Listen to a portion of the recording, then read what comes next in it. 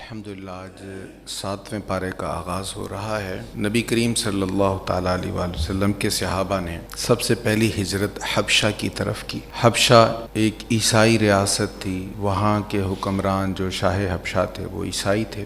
مکہ معظمہ میں مشرکین تھے، تو مسلمانوں کو ایک جائے پناہ وہ نظر آئی، وہاں پر چلے گئے۔ مشرکین نے شاہ حبشہ کی طرف وفد بھیجا کہ جن لوگوں کو تم نے پناہ دی ہے یہ صابی ہیں، یہ تمہارے بھی مخالف ہیں، ان کو یہاں سے نکالا جائے۔ شاہ حبشہ نے مسلمانوں کو بلا لیا جو وہاں پر مہاجر تھے۔ حضرت جعفر طیار وہ مسلمانوں کی نمائندگی کر رہے تھے، سب سے آگے آگے۔ کفار کی طرف سے بھی مشرکین موجود تھے۔ شاہ حبشہ نے کہا تم پر الزام ہے کہ تم ہمارے بھی خلاف ہو، تم حضرت عیسیٰ، حضرت مریم ان کے بھی خلاف ہو۔ حضرت جعفر نے کہا قرآن مجید میں تو پوری سورت موجود ہے حضرت مریم کے نام پر، ہم تو ان کے مخالف نہیں ہیں۔ اب حضرت جعفر طیار نے سورہ مریم اور سورۃ طٰہٰ کی آیات تلاوت کرنا شروع کر دی۔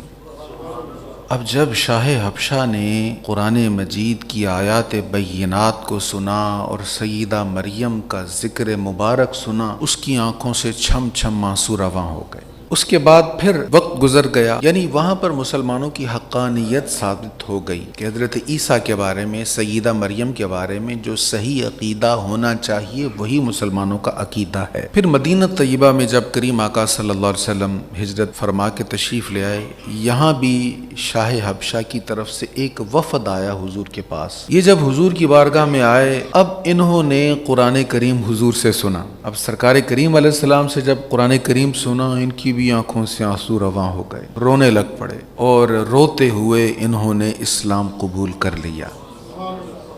اب اس چیز کو یہاں پر 7ویں پارے کے آغاز میں بیان کیا جا رہا ہے۔ اور جب وہ اس قرآن کو سنتے ہیں جو رسول کی طرف نازل کیا گیا، تو حق کو پہچاننے کی وجہ سے آپ ان کی آنکھوں سے آنسوؤں کو بہتا ہوا دیکھتے ہیں۔ وہ کہتے ہیں اے ہمارے رب، ہم ایمان لائے، تو ہمیں حق کی گواہی دینے والوں کے ساتھ لکھ لے۔ تو ان اہل ایمان نے جو سچے عیسائی تھے، یعنی حضرت عیسیٰ کے صحیح ماننے والے تھے، جب قرآن سنا نبی پاک علیہ السلام سے، تو ایک تو حق پہچاننے کی وجہ سے انہوں نے اسلام قبول کر لیا، دوسرا ان کی آنکھوں سے آنسو رواں ہو گئے۔ قرآن پڑھتے ہوئے، قرآن کریم سنتے ہوئے رونا آ جائے تو خوش ہو جائیں۔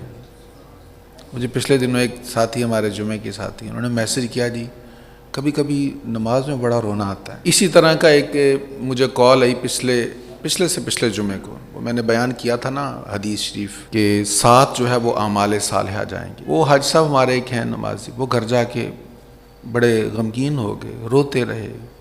ان کی اہلیہ صاحبہ کا فون آ گیا، ان کو کوئی مسئلہ غلط سمجھ آیا ہے، وہ تو روئے جا رہے ہیں۔ وہ باجی صاحبہ کو مجھے فون آیا، انہوں نے مجھے بتایا جی ایسے، وہ تو کیا حدیث بیان کر دی آپ نے؟ میں نے کہا ہوا کیا؟ کہتے وہ تو روئے جا رہے ہیں۔ میں نے کہا اللہ کا شکر کریں، یہ رونے کی توفیق ایسے ہی نہیں مل جاتی۔ اگر کسی کو یہ فکر ہو جائے میں نے اللہ کے حضور جانا ہے، میرے پاس اعمال صالحہ تھوڑے ہیں یا میں نے کچھ نہیں کیا، تو یہ اللہ کی رحمت ہے۔ تو اب ان پر اللہ کی رحمت کا جو اظہار ہوا، ان کی آنکھوں سے آنسو رواں ہوئے، اس کو اللہ تعالیٰ بطور تعریف بیان کر رہا ہے۔ پہلا لفظ وَإِذَا سَمِعُوا، جب وہ سنتے ہیں اس کو، یہ 7ویں پارے کی پہلی آیت، قرآن سنا تو ان کی آنکھوں سے آنسو رواں ہو گئے۔ اللہ تعالیٰ ہمیں بھی رونے والی آنکھ عطا کر دے۔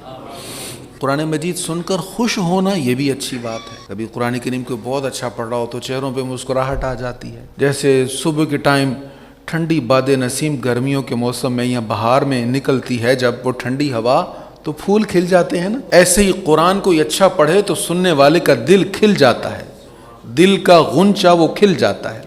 تو سن کر خوش ہونا بھی اچھی بات ہے، اور اگر رقت طاری ہو جائے اور رونا آ جائے تو یہ بھی اچھی بات ہے، بلکہ رونا آ جائے تو زیادہ رونا چاہیے، بتکلف رونے کی کوشش کرو۔ اللہ کی بارگاہ میں اللہ کے خوف سے یا اللہ کی محبت سے رونے والا جو آنسو ہے یہ بڑا قیمتی آنسو ہے۔ کریم آقا فرماتے ہیں جیسے تھن سے جب دودھ نکل جائے وہ واپس نہیں جا سکتا، ایسے ہی اللہ کے خوف سے جس کی آنکھ سے آنسو کا ایک چھوٹا سا قطرہ نکل گیا وہ دوزخ میں نہیں جائے گا۔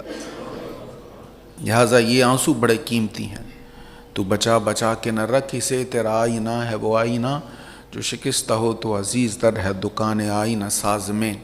جب دل دکھی ہو اور مغموم ہو، ٹوٹا ہوا ہو، ایسے میں قرآن کو پڑھیں، قرآن کو سنیں، رونا آ جائے تو اپنے نصیب پر خوش ہو جائیں۔ بلکہ بزرگ فرماتے ہیں کہ جس کو رونا نہ آئے اس کو نصیب پر رونا چاہیے، مجھے رونا کیوں نہیں آ رہا؟ ہم سمجھتے ہیں شاید ہنسنے میں ہی سارا لطف ہے، اسی سے غم مٹتے ہیں۔ خدا کی قسم رو کر دیکھیں سارے غم دھل جائیں گے۔ یہ رونا وہ چیز ہے لیکن ہو اللہ کی محبت میں، اس کے حبیب علیہ السلام کی محبت میں، یہ غم بھی مٹا دے گا، گناہوں کو بھی مٹا دے گا۔ تو اگر رونا آ جائے تو اس پر مطمئن ہوں اور کوشش کریں اس کو چھپانے کی اور اس کو بڑھانے کی۔ تو اللہ تعالیٰ نے ان کی تعریف بیان کی، انہوں نے کہا ہم کیوں نہیں ایمان لائیں گے، ہمیں پتہ چل گیا یہ حق ہے، لہٰذا انہوں نے اسلام قبول کر لیا، ایمان لے آئے۔ اور ہمیں کیا ہوا کہ ہم اللہ پر ایمان نہ لائیں اور اس حق پر جو ہمارے پاس آیا ہے، اور ہم کیوں نہ یہ خواہش کریں کہ ہمارا رب ہمیں نیک لوگوں کے ساتھ شامل کر لے۔ ایمان والے کی یہ خواہش ہونی چاہیے کہ یا اللہ ہمیں نیک لوگوں کے ساتھ شامل فرما، ہمارا معاملہ نیک لوگوں کے ساتھ فرما۔ یہ ہمیں دعا سکھائی گئی ہے یہاں پر۔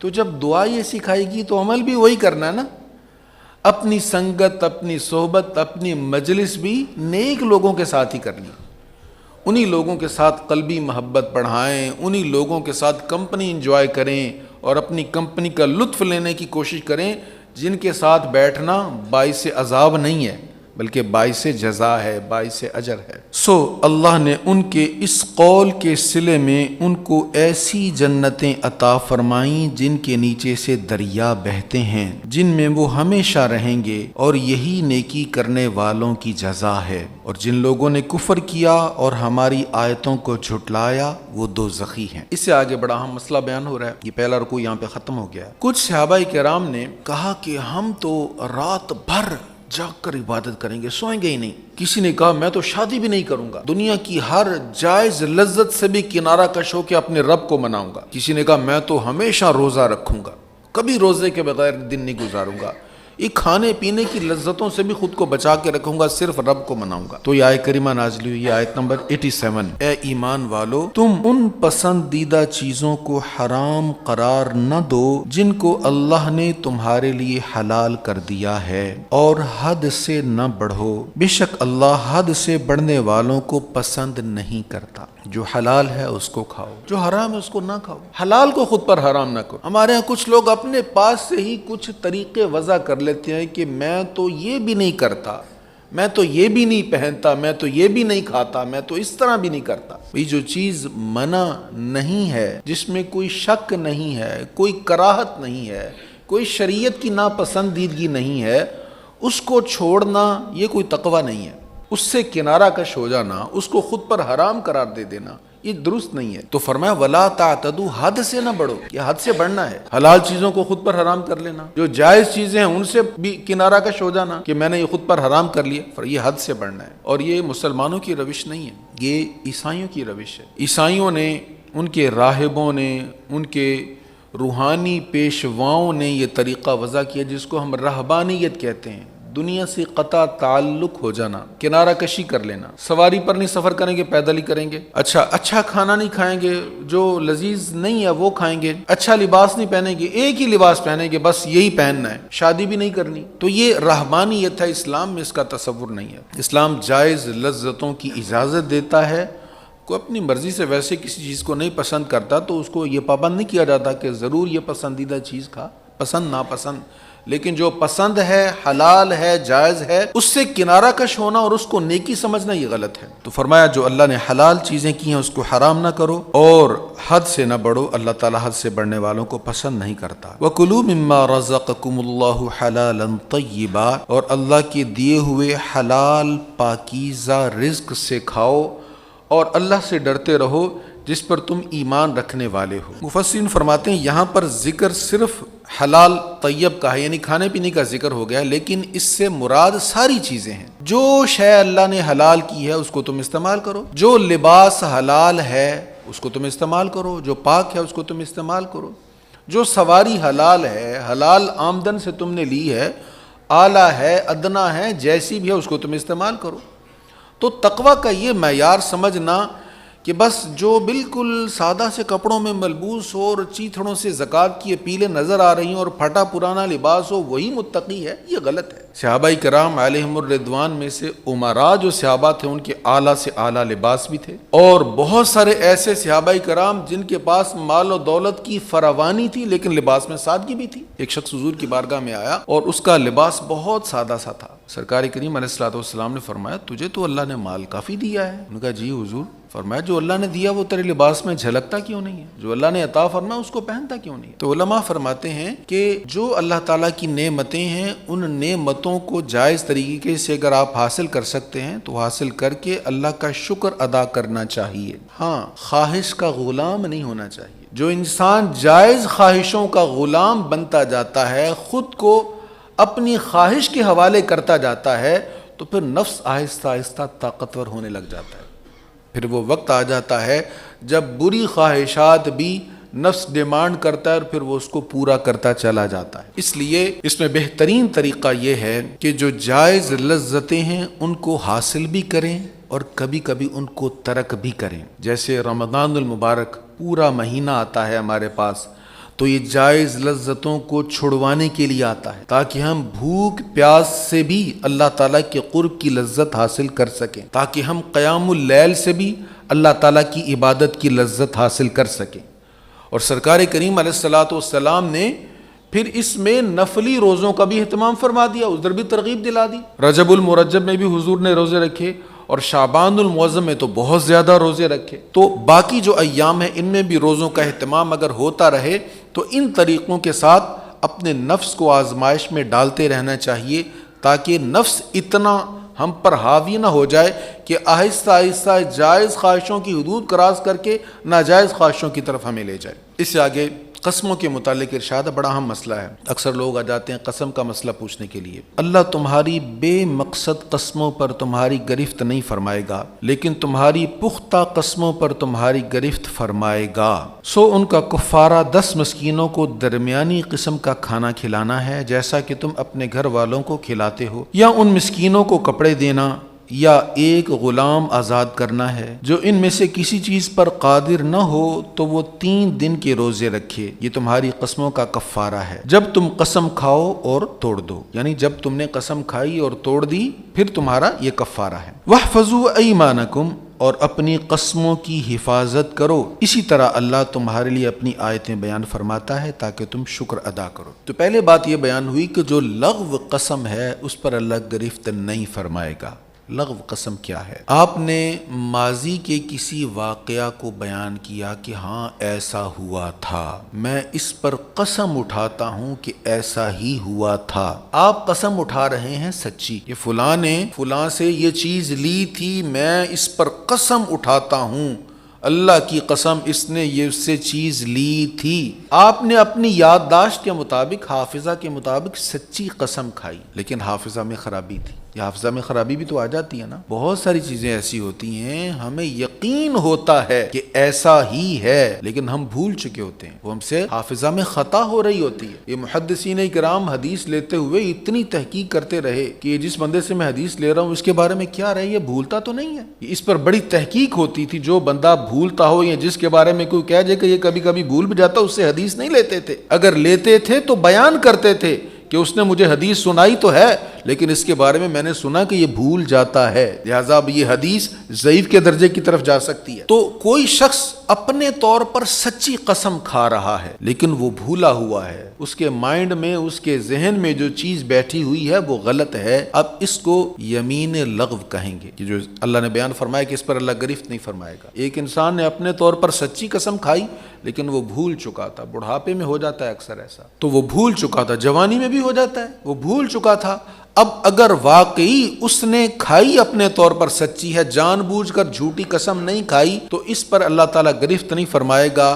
اس کو اگر پتہ چل گیا، اس پر اگر ظاہر ہو گیا تو اب اس پر لازم ہے اللہ تعالیٰ سے توبہ کرے اور اس نقصان سے جس کو نقصان پہنچا، اس قسم سے جس کو نقصان پہنچا اس کو وضاحت کرے کہ میں نے اپنے طور پر کھائی سچی قسم تھی لیکن میں بھول گیا تھا، ایسا نہیں ہے، تو اس پر معافی ہو جائے گی۔ اب دوسری قسم ہے، اسی کی دوسری قسم، اس کو پتا ہے لیکن جھوٹی قسم کھا رہا ہے، اس کو یمین غموس کہا جائے گا، اس کا کفارہ نہیں ہے۔ آ جاتے ہیں اکثر لوگ، میں تو جب مجھے کوئی کہتا نا جی میں نے کفارہ قسم کے کفارے کے لیے یہ بچوں کو یہ کھلانا ہے وہ کھلانا، تو میں کہتا ہوں پہلے واقعہ بتائیں۔ وہ کہتے نہیں جی آپ ہم نے کفارے کی صورتیں بتائیں۔ میں نے کہا کفارے کی صورتیں بتا دوں گا، لیکن آپ مجھے پہلے مسئلہ بتاؤ، قسم کھائی کون سی ہے تم نے، کہاں پہ قسم کھائی؟ کفارہ دے کے جان نہ چھڑائیں، مسئلے کو سمجھیں پھر اس کے مطابق کفارہ دیں۔ اب یمین لغو جو بھول کر کھائی اپنے حافظہ کے طور پر وہ درست تھی، اس کی معافی مل جائے گی، اس کی معافی کی امید ہے، اللہ معاف فرما دے گا۔ اور جو یمین غموس ہے جس میں کسی کو نقصان پہنچایا، جان بوجھ کر کسی کے غلط بیانی کی،